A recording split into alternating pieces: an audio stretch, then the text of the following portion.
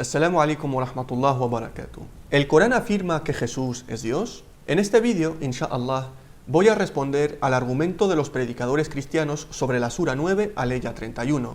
Secondly, CP, isn't it true in chapter 9, verse 31, it says that Allah wants people to take Him and Messiah as lords and no one else? Yeah, this is actually but when you read the translation, it comes differently. Yes. They say to take Allah yeah. So in Arabic it says, they are taking their monks and their rabbis as God instead of Allah and the Messiah. But the Muslims in their translation, they put it as they wish and they change it. So they make it no. They took their monks and their rabbis and Jesus as God instead of Allah, when the fact this is a fabrication. So you're saying the Arabic clearly, because you know the Arabic, the English we don't know, we're English speakers, for us. You're saying chapter 9 verse 31 says that the Jews and Christians, their mistake was that they took the rabbis and monks as lords besides Allah and the Messiah, meaning that Allah and the Messiah should be their one Lord. That's what the Arabic says? Yes, exactly. This is what the Quran is saying. Y estas son las pruebas de la princesa cristiana. Aquí os dejo con un fragmento de sus debates, o mejor dicho, sus monólogos delirantes. Translate word by word. I will go with you. I'm listening. Go ahead. And everybody will laugh because you have to translate it the same. You have to translate it the same as I translate. I challenge you. You see, don't be a coward. Translate to me as everybody is listening. Translate word by word. I will type them for you in the screen. Go ahead. The first one. You can't translate word by why word. You cannot? Why you cannot? You see, guys, he will not, because this is what it says in Arabic. He will not do it translate because this is what it says. It says they took their monks, their rabbi and their monks as gods instead of who? Then they put the name Allah and the Messiah. So instead of who? Instead of Allah and the Messiah. Abdul, don't make fun of yourself. Everybody is laughing. It says in the front of you, the wow, my friend. Don't tell me now you Muslim trying to give an explanation which is false. The verse is so clear, it says you worship them instead of Allah and the Messiah. Los apologetas cristianos esparcen esto en internet como si de la peste se tratara.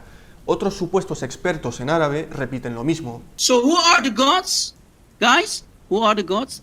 The Messiah and Allah. Do you see how they added also without any shame, without any dignity? They are playing with the Quran. Muslims, do you have any honor? Do you have any shame when you play with your Quran doing bid'ah? Por si no fuera poco, estos impresentables afirman que Jesucristo mismo provocó este error en el Corán para desmontar a los musulmanes. I think that our Lord and Savior Jesus Christ intervened here, and he is actually who made Muhammad bust himself. Y cuando un musulmán los pone contra las cuerdas, estos predicadores cristianos reaccionan así. You are stupid. You are not a Muslim. You are not even a Muslim. You are Abdul. You are an idiot, and you do not know what a Muslim means. You are not a Muslim. You are Abdul. They don't have any knowledge. You don't even know what Islam is about. You are a stupid idiot. Siempre he dicho que es imposible debatir con este tipo de cristianos porque lo único que hacen es repetir mentiras y alzar la voz para llamar la atención. Escuchemos lo que dice la aleya. اتخذوا أحبارهم ورهبانهم أربابا من دون الله والمسيح ابن مريم وما أمروا إلا ليعبدوا إلها واحدا لا إله إلا هو سبحانه عما يشركون. Otras traducciones, como por ejemplo la del Sheikh Isa García, dice: tomaron los judíos a los rabinos y los cristianos a sus monjes y al Mesías, hijo de María, por divinidades en lugar de Dios. Otro ejemplo sería esta traducción que es la de Abdel Ghani. Dice: han tomado a sus doctores y sacerdotes como señores en vez de Allah, igual que al ungido hijo de Maryam. Los apologetas cristianos quieren vender esto como una conspiración de los eruditos y traductores musulmanes para enmendar los errores gramaticales del Corán. ¿Habéis escuchado bien? Errores gramaticales en el Corán. Como dijo un suscriptor de mi canal, ni Abu Lahab ni Abu Jahl se atrevieron a tanto, y eso que eran árabes de la época. El problema de los polemistas cristianos es que no saben árabe, y si les preguntas cuál es el contexto del versículo, no tienen ni idea. Si leemos el versículo anterior, vemos que Jesús no es el Hijo de Allah. Pero, ¿cómo iba a ser Dios si en el versículo anterior ni siquiera es el Hijo de Dios? La estructura gramatical de la Aleya 31 se repite muchas veces en el Corán. Un claro ejemplo de ello lo encontramos en el propio Corán, en la misma Sura 9. Leamos diferentes traducciones. Allah queda libre de responsabilidad frente a los asociadores, así como su mensajero. Allah ya no tiene ningún pacto con los idólatras, ni tampoco su mensajero. Dios queda exento de responsabilidad frente a todos aquellos que atribuyen divinidad a otros junto con Él, y también su enviado. Dios y su enviado quedan libres de los referidos acuerdos con los idólatras. En árabe, la estructura gramatical es la siguiente. Allah está libre de responsabilidad con los asociadores y su mensajero. ¿Acaso quiere decir que también se desentiende de su propio profeta? No.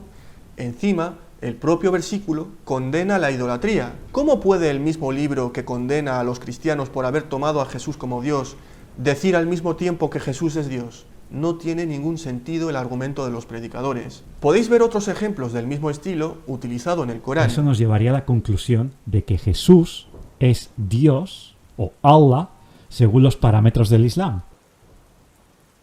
Hagamos el análisis gramatical para desmentir este mito. Aquí va una clase gratuita de árabe básico. Antes que nada, hay que saber de que en árabe existen 3 declinaciones. Nominativo, en árabe llamado marfu', el genitivo llamado majrur y el acusativo llamado mansub. No quiero entrar en muchos tecnicismos, así que voy a explicar de manera breve y sencilla el versículo. Así cualquier persona podrá entenderlo. Empecemos. Esta es la frase. Tomaron a sus rabinos y a sus monjes como señores en lugar de Allah y al Mesías, hijo de María. ¿A quiénes tomaron? Observamos que la palabra ahbarahum, traducida como sus rabinos, tiene una fatha, la cual es una marca encima del objeto directo del verbo tomar.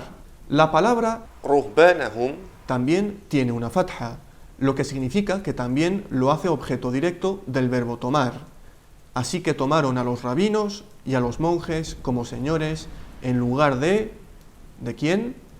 Veamos la palabra Allah, la cual tiene la marca vocal debajo de la palabra, y esta marca se llama kasra, por lo que es un genitivo. Sin embargo, y aquí es cuando el argumento cristiano queda pulverizado, en la palabra Mesíha, que se traduce como Mesías, vuelve a aparecer la marca vocal fatha, lo que indica que el Mesías también es objeto directo del verbo tomar, al igual que los rabinos y los monjes. En conclusión, el significado de la aleya es que tomaron a los rabinos, a los monjes y al Mesías como señores en lugar de Allah. Lo irónico es que en el mismo versículo que los cristianos utilizan, los refuta, subhanallah, porque justo después de esta frase dice lo siguiente: Y solo se les había ordenado adorar a Allah, la única divinidad. No existe nada ni nadie con derecho a ser adorado salvo Él. Glorificado sea. ¿Cómo pueden atribuirle copartícipes? Hay traducciones en otros idiomas que añaden la palabra también entre corchetes, porque si se ciñen a la literalidad del Corán, es necesario traducirlo así en otro idioma, ya que al fin y al cabo se están traduciendo los significados del Corán. Es común encontrarse con traducciones que dicen texto árabe y traducción de sus significados al español.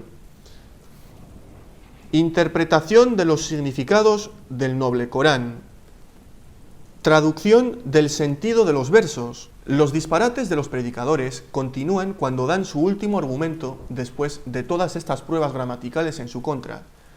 He llegado a escucharles decir que los manuscritos coránicos más tempranos no tenían vocalizaciones, por lo que los errores gramaticales los tuvieron que corregir más tarde. Y nos lo dicen como si ellos fueran conocedores del tema, mientras que nosotros somos los que debemos aprender árabe e historia de la recopilación del Corán. Esta gente no sabe que incluso si no hay signos diacríticos, una persona que sabe árabe lo leerá correctamente, como si los hubiera. Es cuestión de reconocer las palabras y contextos gramaticales.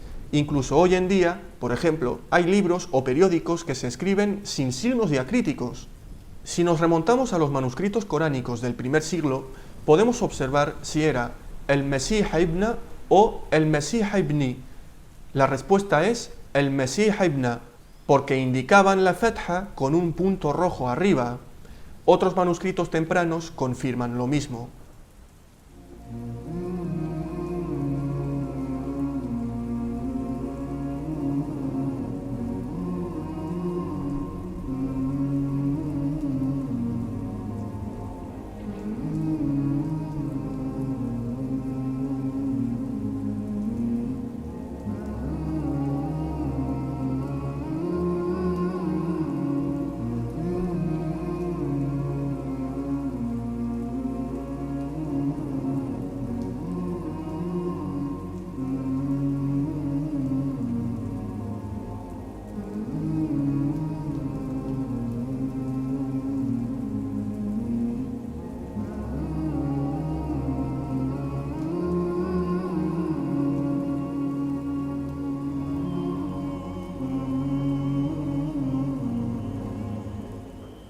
Por lo tanto, según los primeros manuscritos disponibles con vocalización, siempre fue Ibna y no Ibni. Vuestra única prueba, si es que podemos llamar a esto prueba, es que el nombre Mesías está escrito después de Allah. Queda demostrado que los eruditos y traductores musulmanes no están orquestando una conspiración distorsionando el significado de este versículo que supuestamente demuestra que Jesús es Dios.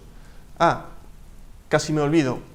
Consultemos las traducciones del Corán hechas por españoles, digamos que no simpatizan con el Islam. La infame traducción de Vicente Ortiz de la Puebla, que con el título ya te lo dice todo, el Corán o Biblia maometana, traduce así este versículo. Ellos han tomado a sus doctores y a sus monjes y al Mesías, hijo de María, como señores en lugar de Dios. Anda, me acabo de enterar que Vicente Ortiz de la Puebla es musulmán. En la aberrante traducción de Joaquín García Bravo está traducido así: han tomado sus doctores y sus monjes y al Mesías, hijo de María, más bien que a Dios, por señores. Vaya por Dios, tampoco sabía que Joaquín García Bravo también era musulmán. Como último ejemplo, veamos la traducción de Julio Cortés. Han tomado a sus rabinos y a sus monjes, así como al Mesías, hijo de María, como señores, en lugar de Dios.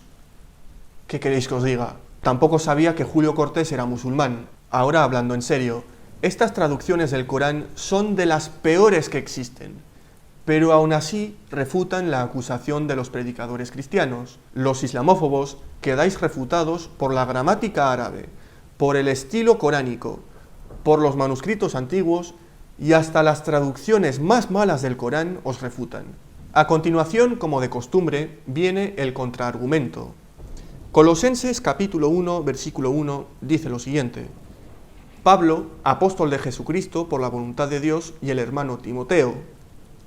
Pero ¿por qué el hermano Timoteo no se ha puesto justo después de Pablo? Su nombre está después de la voluntad de Dios.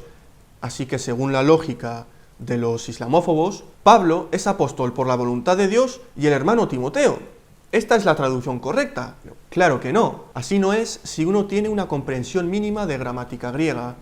En esta frase, tanto Pablo como Timoteo están en nominativo y la voluntad de Dios es el genitivo. Así es como funcionan las declinaciones del griego, y exactamente lo mismo pasa en el Corán. Otro ejemplo en el Nuevo Testamento sería 1 Corintios capítulo 1 versículo 1.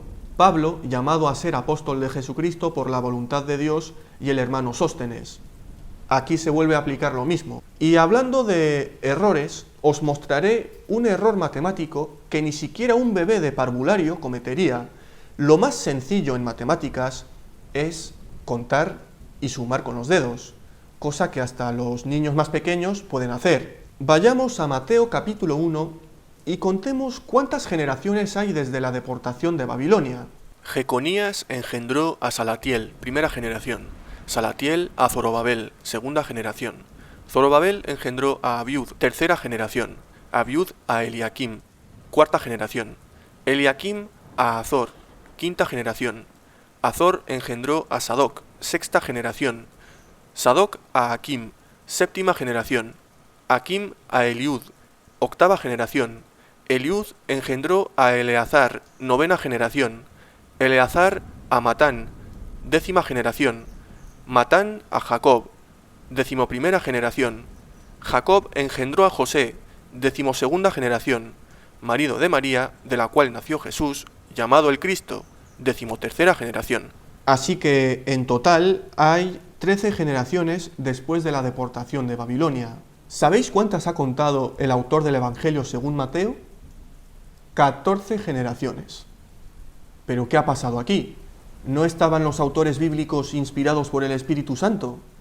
Hay Biblias de estudio que lo reconocen y afirman lo siguiente en sus comentarios. Mateo presenta un esquema ideal y simbólico de 3 series de 2 veces 7 generaciones cada una, aunque, de hecho, la última solo tiene 13. Espero que el vídeo os haya gustado y que sobre todo sea de beneficio para mis hermanos musulmanes. Assalamu alaikum wa rahmatullah wa barakatuh.